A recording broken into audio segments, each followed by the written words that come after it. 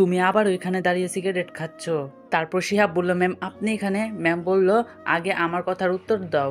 শিহাব বলল, না মানে মানে ম্যাম বলল, তোমার মানে বন্ধ করো তো।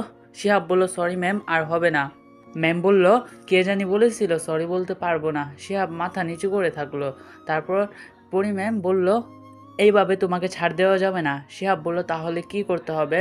ম্যাম বলল, এখানে কান ধরে উঠবস করো।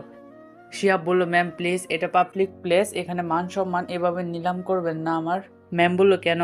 পাবলিক প্লেসে সিগারেট খেলে কি মান সম্মান যায় না? শিহাব বলল, অন্য শাস্তি দেন প্লিজ। ম্যাম বলল, আচ্ছা ঠিক আছে, তাহলে কান ধরে উঠবস করতে হবে না। আগামী 15 দিন তোমার স্বাধীনতা আমার। শিহাব বলল, বুঝলাম না। ম্যাম বলল, তোমার এই 15 দিন সিগারেট খাওয়ার টাকা দিয়ে আমাকে প্রতিদিন চকলেট আইসক্রিম কিনে দিতে হবে। যখন যা বলবো সেটাই করতে হবে। শিহাব বলল, কিন্তু ম্যাম বলল তাহলে উঠবস করো। শিহাব বলল, না না এটাই ঠিক আছে। ম্যাম বলল, ঠিক আছে মনে থাকে যেন। শিহাব বলল, জি। ম্যাম বলল, এখানে কেন আসছিলে? শিহাব বলল, আপুর জন্য কেনাকাটা করার জন্য। ম্যাম বলল, তোমার আপু কই? শিহাব বলল, আপু আসেনি, সেজন্য আমি আসছি। ম্যাম বলল, ঠিক আছে, কাল কলেজে দেখা হবে। শিহাব বলল, আচ্ছা ম্যাম, আসসালামু আলাইকুম। ম্যাম বলল, ওয়ালাইকুম আসসালাম। বলে শিহাব ওখান থেকে কোনো রকম কেটে পড়লো। তারপর বাইক চালিয়ে সোজা বাসায় চলে আসলো। বাসায় ঢুকে তার আপুকে জিনিসগুলো দিয়ে তার রুমে চলে আসলো। রাতে শিহাব পড়াশোনা করে বন্ধুদের সাথে চ্যাটিং করছে, এমন সময় তার আপু সাথী রুমে আসলো। এসে বলল, কিরে কি করছিস? শিহাব বলল, কিছু না, ফ্রেন্ডের সাথে কথা বলছি। আপু বলল, ফ্রেন্ড নাকি গার্লফ্রেন্ড? শিহাব বলল, আপু কি যে বলল, না শুধুই ফ্রেন্ড। আপু বলল, আচ্ছা শুন, এই নে 1000 টাকা, আমার কাছে চেয়েছিলি না? শিহাব টাকাটা নিয়ে খুশি হয়ে তার আপুকে জড়িয়ে ধরে বলল, ও আপু থ্যাংক ইউ সো মাচ। আপু বলল, হয়েছে, আর ভালোবাসা দেখাতে হবে না, এখন নিচে আয় খাবার খেতে। শিহাব বলল, তুমি যাও, আমি আসতেছি। আপু বলল, তাড়াতাড়ি আয়, দেরি করবি না। শিহাব বলল, ওকে।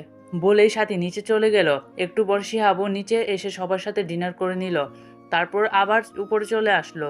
আরও কিছুক্ষণ রাকিব, সানি, রানা এদের সাথে গ্রুপ কলে আড্ডা দিয়ে ঘুমিয়ে পড়ল। সকালে ঘুম থেকে উঠে ফ্রেশ হয়ে নাস্তা করে তাড়াতাড়ি কলেজে যাওয়ার উদ্দেশ্যে বের হয়ে পড়ল। রাস্তায় ফুল দেখে ম্যামের কালকের কথা মনে পড়ে গেল, তাই বাইক থেকে নেমে ম্যামের জন্য একগুচ্ছ ফুল নিয়ে কলেজে চলে আসলো। ওর বন্ধুরা কেউ আসেনি, তাই একা একা শিমুল গাছের নিচে দাঁড়িয়ে তাদের কল করতে রাখলো। গেটের দিকে তাকিয়ে দেখে পরি ম্যাম আসতেছে। শিহাবের কাছে আসতেই শিহাব বলে উঠলো, আসসালামু আলাইকুম ম্যাম। ম্যাম বলল, ওয়ালাইকুম আসসালাম। শিহাব বলল, এই নিন আপনার ফুল। ম্যাম বলল, ধন্যবাদ, আজকে সিগারেট খাওনি তো? শিহাব বলল, না খাইনি। ম্যাম বলল, ওকে তাড়াতাড়ি ক্লাসে আসো। শিহাব বলল, ওকে ম্যাম, বলে ম্যাম চলে গেল। তখনই শিহাবের হারামি বন্ধুগুলো এন্ট্রি নিল। এই সে রাকিব বলল, মামা তুই এটা কি করলি? শেষ পর্যন্ত ম্যাম।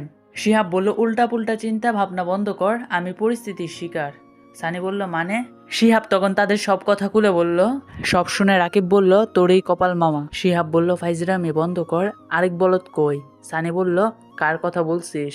শিহাব বলল, রানা। রাকিব বলল, ওর নাকি পেটে ব্যথা, আজ আসবে না। শিহাব বলল, ওহ চল ক্লাসে যাই। সানি বলল, চল। বলেই তারা সবাই ক্লাসে চলে আসলো। ক্লাসে একে একে শেষ করে ওরা তিনজন ক্যাম্পাসে বসে আছে।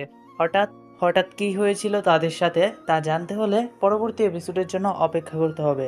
আর গল্পটি ভালো লাগলে অবশ্যই কমেন্টে জানাবেন। পরবর্তী পর্বের জন্য অপেক্ষা করুন। ধন্যবাদ। আসসালামু আলাইকুম।